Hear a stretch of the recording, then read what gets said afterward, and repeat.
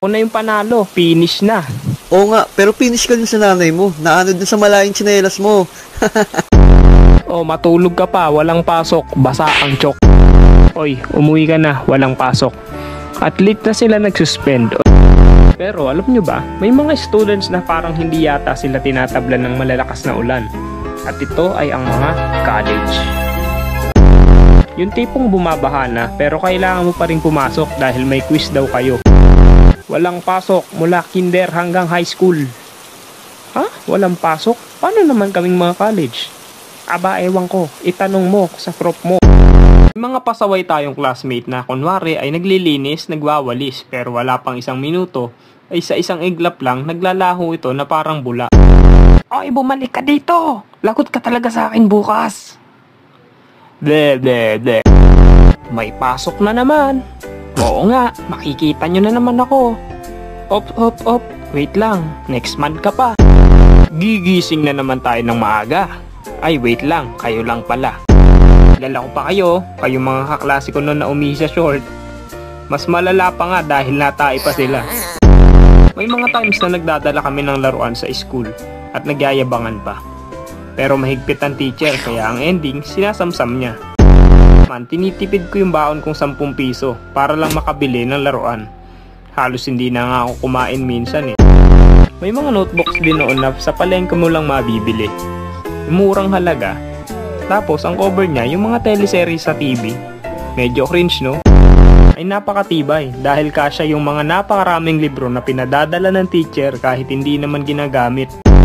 At ng ibang kinatatakutan ng mga bata, nandyan yung mga terror teacher. Tingin pa lang niya, mapapadasal ka na sa sobrang takot. Baka matawag ka sa recitation eh. Tagalista ng maiingay, laging nakabantay kahit konting ingay lang ililista ka na agad. Umutot ka lang, ililista ka na eh. Ito din yung sinusuklayan ng Vice President kapag umiiyak dahil di niya mapatahimik ang buong klase. Uy, respeto naman, umiiyak na si President! Okay class, get 1/4 sheet of paper. Tapos mga magtatanong pa din ng Ma'am 1/4, Ma'am anong size? Ikaw yung magdodrawing sa mga projects nila. Lagi kang pag-aagawan sa tuwing may mga groupings at activity. O diba, ang pogi ng feeling. Joke lang. How about naman yung mga Christmas party sa school? Isa to sa inaabangan ng bawat estudyante. Siyempre, nandyan yung exchange gift na hindi mo naman alam kung natupad ba yung wishlist mo. Or picture frame na naman, or mug na naman. Oo, regalo ko. Yun, salamat. Sana robot or toy car. Pagbukas ko, wow, picture frame na naman. Oh, ito yung regalo ko. Wow, salamat. Halatang iba to, nakabox pa. Ano to? Mug na naman. Tambak na yung mug namin sa bahay. Nay, pwedeng pahingi ng pambiling ice cream. Oh, ito dos. Mag-ice candy ka na lang. Bumili ka doon. Sa bahay namin dati, kung saan lagi nakatapat yung sikat ng araw sa bintana ng kwarto ko, kapag umaga ay para akong nileleksyon habang natutulog. Ha, lolo, for sale? O halo-halo for sale? Ito din na pampalamig, yung nakababad ka sa batya habang may tubig at kumakain ng ice cream. At yung ice cream ay dumaan sa harap ng bahay nyo.